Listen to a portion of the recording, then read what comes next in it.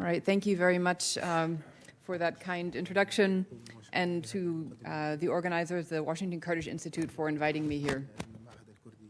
A lot has already been said, but I want to make a few points that I think we've not spoken about so far. So the previous, my esteemed colleagues and speakers have spoken about how this Turkish incursion that began on October 9 has displaced approximately 300,000 people from the border between the borderlands of northern Syria, where the Turkish-backed militias operate under the umbrella of the Syrian National Army, which include groups that are known for their brutality, including Ahrar al-Shakir, Jaish al-Islam, Sultan Murad, Al-Jabha al-Shamia, Hamza Brigade, and others.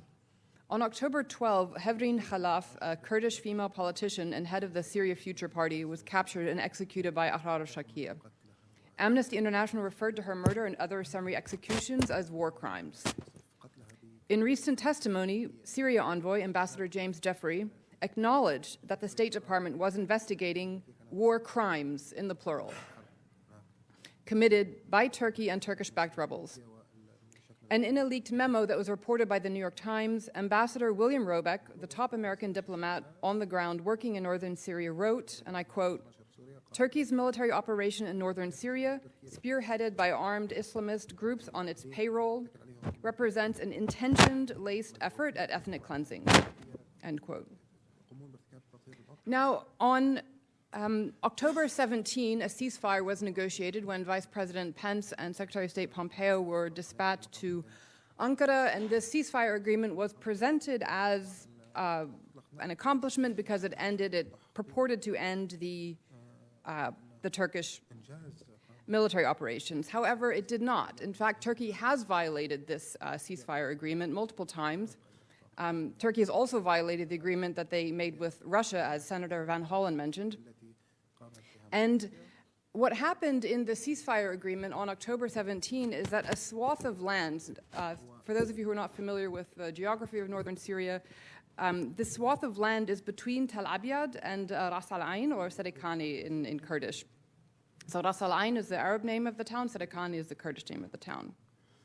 Now, this was presented by President Trump and others as, a success because it meant a ceasefire. Turkey actually only referred to it as, I believe, a pause in operation, so they didn't even actually call it a ceasefire.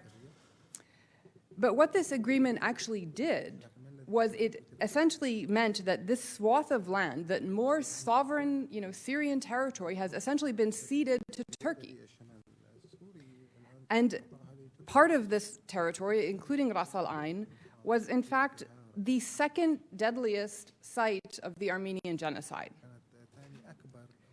So 1 century after the Armenians were killed in the genocide, which the House of Representatives has just recognized, the ancestors and the descendants of those genocide survivors are now once again fleeing from Turkey and Turkish-backed extremists. When President Erdogan visited the White House last week, President Trump failed to mention the ethnic cleansing campaign, and he failed to mention the assault on the descendants of the Armenian genocide survivors. So in 1915, long-held fears of territorial dismemberment and anti-Armenian sentiment led the Ottoman Turkish government to launch a brutal campaign against its Armenian population, who were killed, forced into Muslim households, or deported into remote areas to perish. Ras Al Ain Serikani became one of 25 concentration camps where deported Armenians from Anatolia were settled temporarily. Then in 1916, the Ottoman government ordered the massacre of Armenians in 2 major camps, Ras Al Ain and Deir ez-Zor is the other, where an estimated 70,000 Armenians in Ras Al Ain alone, not including Deir ez-Zor, just in Ras Al Ain, an estimated 70,000 Armenians were killed by Turkey and their militias. They were buried in mass graves or just left in open fields and not buried at all, and the bones of the victims can still be found today. Those who survived put down roots in the area, which enabled a multi-ethnic society to develop in northeastern Syria. The current cross-border operation, however, seeks to change these dynamics permanently. Houses owned by Armenians, as well as other Christian and Kurdish families, are being looted by Turkish-backed militias. taken by Al-Jabha al-Shamiyya has been scrolled on the gates of their homes to signal to other Turkish-commanded militias that the property has already been confiscated. Since the start of the Turkish assault, known as Operation Peace Spring, over 200 civilians have been killed and hundreds of thousands have been displaced. All of the estimated 30 to 40 Armenian families living in this region recently ceded to Turkey have fled. And Armenians also now under the attack by the Islamic State. Recently, Pastor Ibrahim Hevsat Bedo, an Armenian Catholic priest, and his father were killed by ISIS gunmen while traveling to Deir ez-Zor to restore an Armenian Catholic church.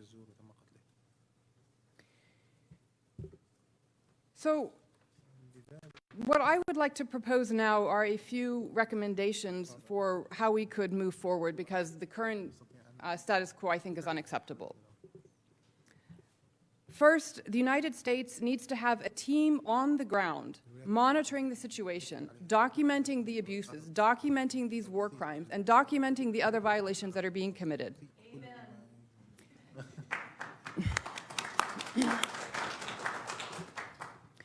The United States should also establish a fact-finding commission to study the connections between Turkey and the Islamic State. Why were thousands of ISIS militants allowed to travel freely back and forth between Turkey and Syria for years? Why was Baghdadi found just 3 miles from the Turkish border? This independent fact-finding commission, I believe, should also include a delegation, perhaps some members of Congress could join us, to visit Afrin and the other regions of northern Syria that are currently occupied by Turkey. Because if Erdogan is actually proud of what he's doing and thinks that it's a model that he wants to continue now in this new land that's been ceded to him between Ras Al Ain and Sarakani, he should welcome a delegation from the United States. He should welcome scholars and journalists and members of Congress to come and see what they're doing. Why not? I conducted a survey of the Syrian Democratic Forces. Copies of it are outside. I was given access by the Syrian Democratic Council, the SDC and the SDF, to all 6 regions of northeastern Syria that are under their control. So they had nothing to hide. They allowed me to conduct my research. They allowed me to do my work as a scholar, as an academic. So Turkey should also allow academics and journalists access to their regions that they control. If they're proud of what they're doing and if they think what they're doing is in accordance with international human rights laws, then please allow a delegation from the United States to visit Afrin, Ras Al Ain, Sarakani, and the other areas that are currently under Turkish control. I also believe that we need to seriously consider a mechanism for border security. This could be based, for example, if we're thinking in the future on something along the lines of the multilateral force, the MFO, that has successfully protected the border between Egypt and Israel since 1981. The German Minister of Defense, Annegret Kramp-Karrenbauer, she suggested also a security mechanism that would include Russia and Turkey to protect the border. Now, the global coalition to defeat the Islamic State, as I'm sure all of you know, it includes 81 countries. So it shouldn't be the United States alone, but together with those 81 countries, we should be able to protect the border between Turkey and Syria. That does not include simply ceding land from Syria to Turkey.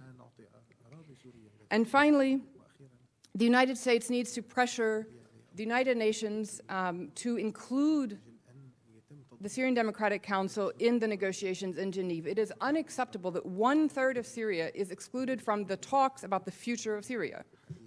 And so, in addition to our continued cooperation with the SDF, we also need to pressure for their political inclusion in order to find a resolution to the future of the Syrian conflict. And that can only be done if all members of Syrian society are included in these talks in Geneva, and that includes the self-administration of northeast Syria. Thank you.